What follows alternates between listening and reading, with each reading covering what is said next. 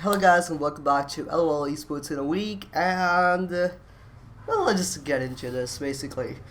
First of all, as always, we have Worlds update. So, what's happening in Worlds right now?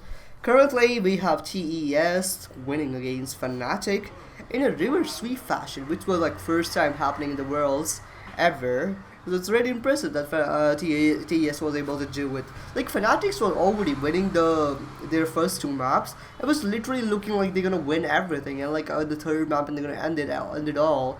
But that didn't happen.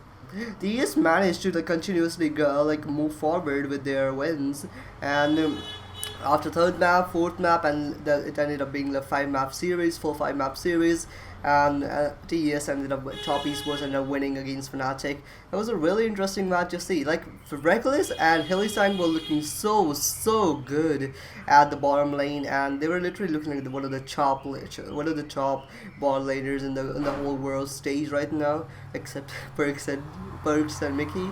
But yeah, that's really interesting. Like what the fuck was happening down there. Mid lane was. As always, Selfmade's mid lane was little bit weak currently compared to at least the top esports mid laner. But regardless of that, like it was a really good performance for Fnatic, and even going for toe to toe with a top Chinese team, it's really impressive to see how it worked. And they were like literally so close to winning the whole thing, and it just sucks that there are not that many world level tournaments in League of Legends. Else we would love to see like more matches from like Chinese teams versus Fnatic, because Fnatic are really good against them, except the few mistakes they have been making lately. Regardless of that, I think Fnatic is gonna like keep moving forward with the good results in future, and they're gonna keep showing us. So, regardless of if they lost this match, it's not a big deal. They were literally in the quarterfinals, so not to be sad or anything about the whole situation. Then we have JDG winning against Suning. I really thought.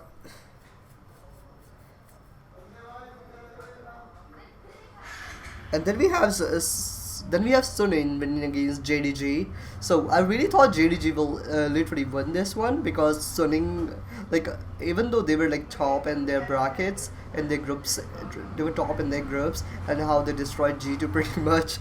But I genuinely still thought like Suning won't be able to like beat their team from their region, which is JDG, at that level. But apparently Suning ended up beating them and showing that they were here to fight basically. So yeah, Suning is now moving forward to the semifinals. It's really interesting to see how this is moving forward in the whole scene right now.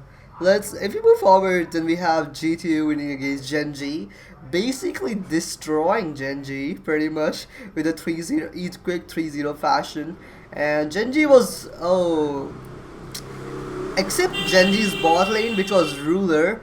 Except that, I genuinely don't think anybody on the team was literally like in a synergized form doing anything in the Genji team. Meanwhile, G2, we have Jankos, we have Mickey X, and we have Perks. Like, we literally have Caps with fucking 25 Magi stacks moving forward all the whole lanes. It was so interesting to see how the EU teams would literally destroy the Korean teams again and again for like last 2 years. And nothing but respect for G2 like continuously like winning against Korean teams and showing them how dominant they can be. But that's really impressive. I love that fucking match. It was really, like I genuinely didn't expect that. I genuinely thought it would be at least like a 4 or 5 map series in which Genji would possibly could have been dominating G2, except from the scenes they have been saying lately. But that didn't happen. And G2 literally destroyed Genji. So very impressive and really interesting to see how that worked forward. Then in the last one, we had Damwon Gaming winning against Dragon X, and Damwon Gaming in a quick, easy fashion 3-0 destroyed DRX. And regardless of it was an interesting match though, like because DRX was trying really hard and they were looking really strong at certain angles, certain maps, but certain time of the map. But in the end, Dogma was just pretty much outscaled and out leveled them, and in the end, and it was just really sad how DRX got destroyed by Dogma. But yeah. No, to the teams who have lost lately, like JD, Fnatic, Genji, and DRX, don't be sad, guys. You were literally in the quarter fucking finals of the world stage, so you literally already proved yourself. And it's just how world's bracket works. It's just a single elimination, which it shouldn't be, at least at least you're having a world level tournament, and you have a single elimination bracket. It just doesn't look like competitive at all. So yeah, don't worry, you were probably just unlucky in the bracket terms or whatever, but just keep moving forward, and hopefully in future you're gonna destroy other teams and win awards or two. So just keep moving forward and don't worry about it at all. Then we have some of the signings, recent signings or recent leaving, or regardless of like roster changes. We call them roster changes. I was forgetting the word. What the fuck is happening to me right now? But yeah, Chalawan has signed to T1 Entertainment, or basically T1 Esports. And that's really interesting because Tyler has never signed to any other org, and probably no other org wanted to sign Tyler in a long while. But yeah, regardless of, Tyler is a top League of Legends streamer, and he totally deserves this signing opportunity, and he genuinely like deserves to be on the top of the like tier of Twitch, because he's so fucking entertaining, dude, and he's so fucking skilled. Like, tell me another person who can probably like juggle 3 roles and still be like a top tier in all of them. Like, I don't know anybody else. Like, this guy's so talented, dude. And like, it's a really interesting and really good pickup from T1. And the reveal video was also really interesting, because Tyler literally made a whole film, which he already does like the last 2 years ago. He made like a day in the life of Chalawan. It was day in the life of Chalawan part 2 this year. And in the end of the video, he described like he's joining T1. So really interesting and really impressed by, like, congratulations to Chalawan for like finalizing this deal, and T1 Entertainment to like coming in terms with him and stuff like that. Good pickup, and hopefully we'll see a lot of good content from the both sides of the team and the player, regardless of that. Then we have Invictus Gaming TheShy not being confirmed for like the next year's Invictus Gaming lineup, because he's not sure if he wants to play the season 2021 or not. But I don't blame him. Totally don't blame him, because like he's a really great talent, and like any team would be like honored to like pick him up. But Chinese scene is just basically new talent coming up, sooner or later. So I don't know if TheShy fits in that like current like landscape pretty much. But he could also like always provide like a coaching perspective, or like analytic perspective, or like just being the rock for the team in the top lane, and that's what top laners do normally, right? So TheShy is literally one of the legendary person in that role, and he still can like compete at the level, like the world level, if he wants to. So it's just his decision if he wants to or not, and it's nothing to be blamed here on players team or whatever the fuck you want to blame it on. It's just his opinions, like if he wants to play or not. Just give the guy a chance. If he wants to play, he will. If he doesn't want to play, it's okay. He can just stream and like have fun and just calm down, and like don't be like in a stressful environment when he could just be replaced later on. Like, he just want to keep his legacy, dude, at this point, and I don't blame him at all, basically. Then we have C9, Cloud9 moving their Cloud9 Academy player Fudge to the top lane, while they're allowing Licorice to explore his options because he was an ex-top laner in 2020 season. So they're allowing him to explore his option for 2021 season, and they're moving Fudge into the starting lineup at the top lane position. They're also moving Rain over as the head coach for the LCS 2021 season. So that's really interesting to see how C9 is actually developing the young talents, rather than other teams in NA. I wouldn't name. I will fucking name. Like fucking TSM. So yeah, that's really interesting to see how they're moving the teams forward, moving the players forward, and they're giving the academy players a chance, because they fucking deserve it, dude. Like, just take example of Fudge. Fudge has literally been dominating last 4 splits and winning first position in all of them.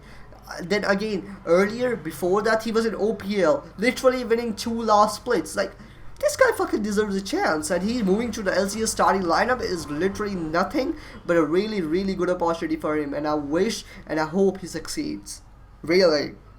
Then we have Evil Geniuses parting their ways with their current LCS head coach Ariane, I don't know, I'm butchering this pronunciation, but Ariane. So yeah, they're gonna be saying bye bye to him. Bye bye, Ariane. Then for the last and most interesting news coming from the League of Legends scene is Verizon hosting a Twitch Invitational tournament for Wild Rift around the time it was getting launched in the other scenes. The most interesting thing from the whole situation is that it's not even gonna be launched in NA, and they're hosting a tournament in NA for NA player from their NA talents. So it's just interesting to see what's happening, what they're gonna do with the whole situation, because the game is gonna launch first in the SEA region, and then they're gonna move it to NA. So this is it's just confusing to see what's gonna happen. But I think they're also getting sponsorships from Twitch for Verizon itself. Then they're getting sponsorships from Apple. So that's really interesting. It's gonna be a really huge tournament in the starting of the scene, pretty much.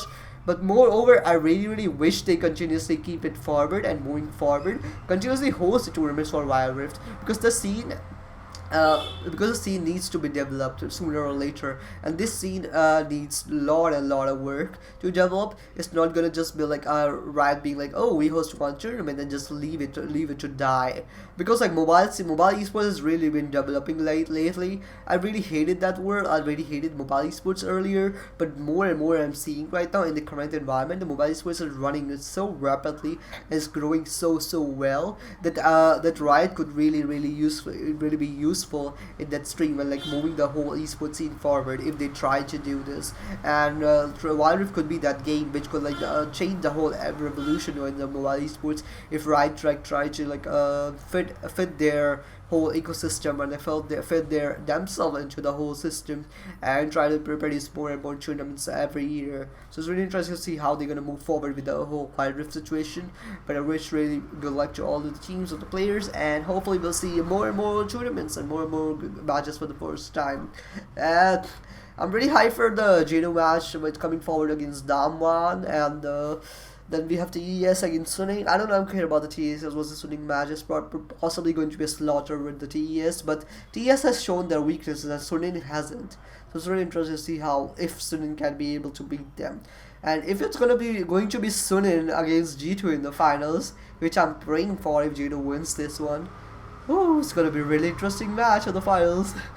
But yeah, regardless of whatever that happens, and congratulations to all the teams who have made it to the semifinals, and good luck. We'll see you sooner or later. Thank you, and hope you like this video, hope you enjoyed this video, and bye!